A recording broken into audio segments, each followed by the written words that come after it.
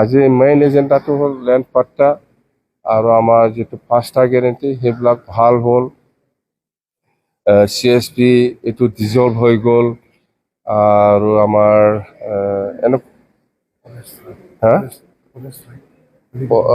ফৰেষ্টৰ যিখিনি ইণ্টাৰভিউ দি পেলাই গ্ৰেড 1 গ্ৰেড 2 চাকৰি দিছিল, সেইটো লিগেল ইলিগেল সেইটো আমি আজি আলোচনা হৈছে, এইটো চাব দিছে। যদি ইলিগেল হয় সেইটো কেঞ্চেল হ'ব, যদি লিগেল হয় পাই যাব।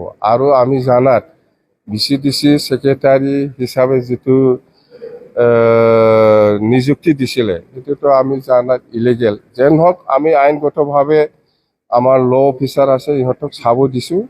উইদিন এ উইক মই ৰিপৰ্টটো পাম, এই ৰিপৰ্টটো চাই পেলাই যদি কেঞ্চেল কৰিব লাগে মই কেঞ্চেল কৰি দিম। আৰু যিমান ডিপাৰ্টমেণ্টেল 40টা ডিপাৰ্টমেণ্টত যিমান টেণ্ডাৰ হৈছে টেণ্ডাৰ হৈ পেলাই ৱাৰ্ক অৰ্ডাৰ দিছে বা কাম কৰা নাই, ৱাৰ্ক অৰ্ডাৰ যদিও দিছে কাম কৰা নাই, বা টেণ্ডাৰ হৈছে ৱাৰ্ক অৰ্ডাৰ হোৱা নাই, এইবিলাক গোটেইটো অল ডিপাৰ্টমেণ্ট কেঞ্চেল আমি আজি ডিচিশ্যন লৈছে। অৰ্থাৎ গোটেই ডিপাৰ্টমেণ্ট 40টা ডিপাৰ্টমেণ্টত যিখিনি টেণ্ডাৰ কৰিছিলে লিগেল হওক ইলিগেল হওক, এইটো কেঞ্চেল হ'ব। স্পষ্ট কথা, কেঞ্চেল হ'ব মানে আমি ডিচিশ্যনেই ল'লে কেঞ্চেল 40টা ডিপাৰ্টমেণ্টত। BTC নতুনকৈ চৰকাৰ হোৱাৰ পিছত প্ৰেছ মিট কৰাটো মোৰ কাৰণে আজি নতুন ফাৰ্ষ্ট টাইম বুলি মই ক'ব পাৰোঁ। প্ৰথমে অভাৰটেকিঙৰ পিছত আজিয়ে প্ৰথম প্ৰেছ মিট বুলি ক'ব পাৰে। আৰু আজি নতুনকৈ 12জন এক্সিকিউটিভ কাউন্সিল EM আমাৰ শপত গ্ৰহণ লৈছে। ইয়াৰ পিছত আমি আকৌ এক্সিকিউটিভ কাউন্সিলৰ EC মিটিং আমি লৈছোঁ, অলপ আগতে শেষ হ'ল। তো প্ৰথম আমাৰ এক্সিকিউটিভ কাউন্সিল EC মিটিঙত খুব ভাল ডিচিশ্যন হ'ল। আমি আগত যেনেকৈ প্ৰচাৰ কৰি আহিছে এই হিচাপত আমি আলোচনা কৰি পেলাই ডিচিশ্যন ল'ব পাৰিছোঁ। এইটো হ'ল প্ৰথমত আমি খুব ভাল ডিচিশ্যন একটা আহিল। যিসকলৰ লগত মাটিৰ পাট্টা নাই, আইনগতভাৱে যিসকলে মাটিৰ পাট্টা পাব লগা আছে চবেই মাটিৰ পাট্টা পাব, সেইটো আমি।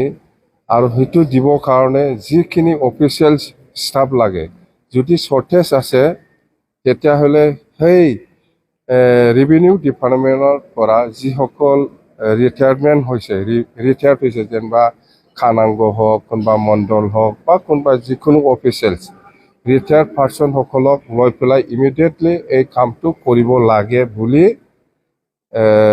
আমি ডিচিশ্যন লৈছোঁ। মুঠতে অফিচিয়েলছটো যিহেতু শ্বৰ্টেজ হ'বই, যিহেতু আমাৰ এণ্টায়াৰ BTCত ইমান হাজাৰ হাজাৰ মানুহৰ মাটি পাট্টা দিয়াৰ কথা আছে, ডিচিশ্যন যিহেতু লৈছে, অফিচিয়েল ষ্টাফটো যিহেতু শ্বৰ্টেজ হ'ব, সেইকাৰণে আমি ৰিটায়াৰ্ড পাৰ্চনসকলক লৈ পেলাই এই কামটো সোনকালে আৰম্ভ কৰিব লাগে বুলি আমি ডিচিশ্যন লৈছে।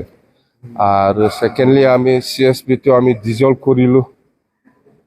আগৰ CSP চেণ্ট্ৰেল ছিলেকশ্যন বৰ্ড সেইটো আমি ডিজল্ভ কৰিলোঁ। ইয়াৰ পিছত আমি ডিচিশ্যন লৈছে আমি আগত প্ৰচাৰ কৰাৰ নিচিনা ওদালগুৰিত মিনি ছেক্ৰেটাৰিয়েট বনাব লাগে, এইটো আমি ডিচিশ্যন লৈছে বনাব। মিনি ছেক্ৰেটাৰিয়েট নতুনকৈ আমি বনাম ওদালগুৰিত।